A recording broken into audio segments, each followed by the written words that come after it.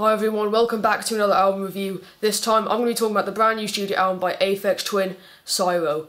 Now, if you know me as a music listener or as a person, you'll know that Aphex Twin is one of my absolute favourite musicians of all time, and had I known that this was coming out back in January, this would have been by far my most anticipated album of 2014. But interestingly, we only got any news about it at all back in August when there was this big blimp and stuff and everyone was curious, and he shared the album art on his Twitter, all that stuff. And it happened in very quick succession. There was very little time to breathe between announcements and singles and all that stuff.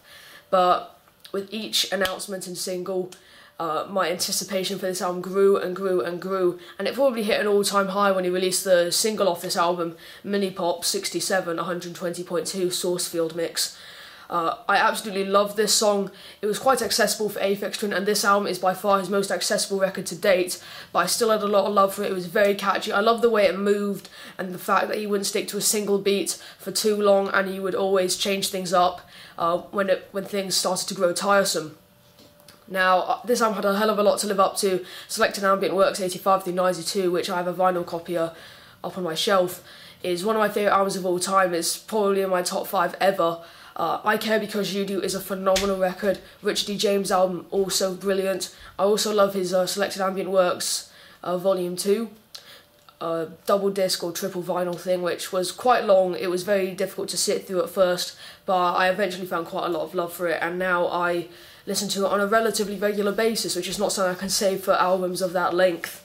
But in 2001, the last album before this one, he released the album Drux, or Drux, I believe is actually pronounced, which is definitely my least favourite Aphex Twin album. I'm not really a fan of the glitchy stuff he did, and the fact that he worked piano music into it as well on tracks like Avril 14th. I think it just felt a bit muddled and a bit incohesive, if that makes any sense to you. I know a lot of people that love it. I know a lot of people that have a disliking for it. I still enjoy it, but not to the extent of other Aphex Twin albums. And now 13 years later, we have a brand new studio album by Richard D. James and under his pseudonym Aphex Twin. And where does it rank in his discography? I can't really say yet, but I can definitely give my opinions on the record right now. Now, Mini Pops is a very good representation of the first half of the album. This is one of those albums that is really 2 parts, and I generally love albums like this. There's very few exceptions to that rule, and I think that while all of it is relatively accessible, I think the first half, probably my least favourite half out of the 2, has a lot less depth to it, which is something I generally appreciate in Aphex Twin's music. It's still very enjoyable. Songs like Mini Pops, the song after that, which is called Xmut something. Again, I'm going to be terrible with song names on this particular album, simply because song names are far from pronounceable or readable at points. So I may have to refer to them in different ways, so just bear with me in this case. But there are some really strong songs in the first half, but there are songs here that don't sit too well with me, particularly tracks 3 and 4, which don't feel like Aphex Twin is really in his comfort zone. And don't get me wrong, I love it when he stretches himself. You know, when he does, it generally has really strong results. But I feel like he's trying something here that maybe doesn't suit his sound all too well. But it doesn't really matter to me because the rest of the album is so strong that you kind of forget about those tracks, which again may seem like a negative. You don't want forgetful Aphex Twin songs. I mean, some dance musicians struggle to keep your attention for a long period of time, and while it is a bit of a shame to have Aphex Twin do that on a couple tracks on this record, for the most part, I think this album is an incredibly strong comeback. On the second half of the record, some of my favourite songs are the one that's called Earth Portal Mix, which is S, loads of numbers, so I'm not going to be able to pronounce that or even remember it, which is by far my favourite song on the album. I absolutely love it. It's got that ambient textures that I love so much from Aphex Twin, but it's also got that classic 90s house beat going under it, and the dynamics he displays here between those 2 very different styles is really something to behold in one way or another.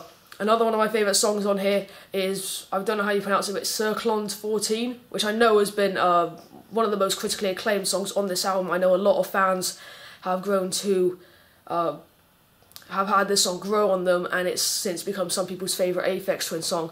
I don't think I'm going to be able to say that about that particular song, but I still think it's definitely one of the strongest songs on the album, and one that I continue to return to. It's got more of that glitch vibe to it, and I know I said that was something I wasn't so keen on Drux, but I do get a lot of enjoyment from that particular song because he puts a bit of a twist on it. It still has those ambient textures, and it's one of the longer songs on the album, if not the longest song on the album. I can't quite remember, but it really does hold your attention for, I can't remember, is it 7-8 minutes? Something like that. Again, I could be miles off. I apologise in advance, but it's definitely one of the more engaging and interesting songs on this album, and one that I think many Aphex Twin fans, if you haven't heard this album yet, will grow to appreciate over time. Production-wise, this is fantastic production. It really suits the album, whereas opposed to I Care Because You Do and Richard D. James had relatively dirty production compared to most dance albums. I think that suited them because they were experimental. They kind of had a lot of grit under the fingernails. Again, not something you'd expect me to say about an IDM record. But on this album, it kind of shimmers, it glows. Again, as I said earlier, it is his most accessible record to date. And I think the production really does reflect that in a masterful way.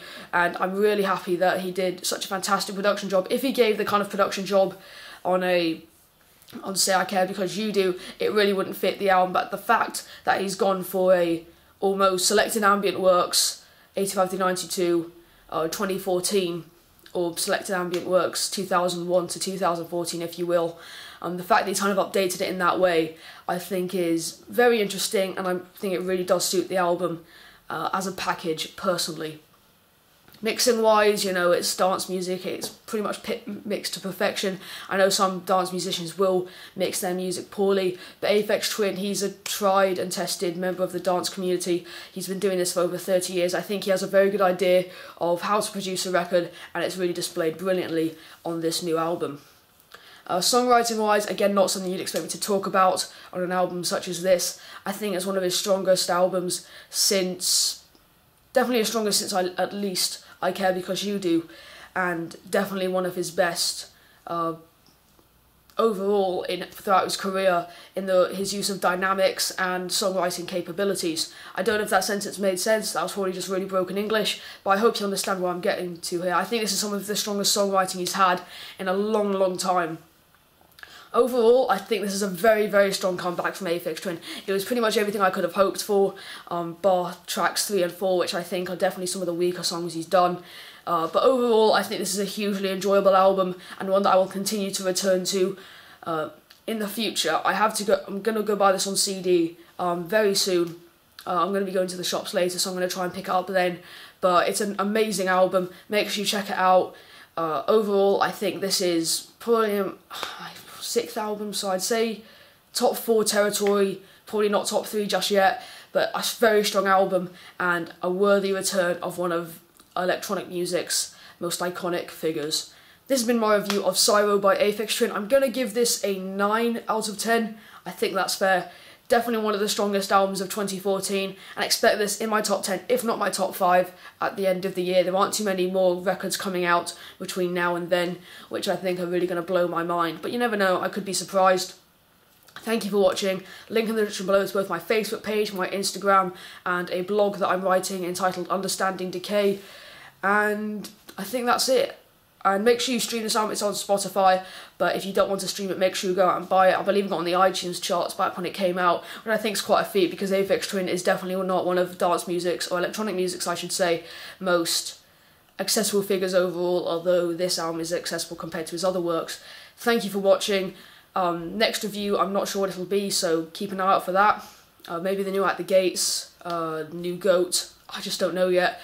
Thank you for watching. See you guys in another video.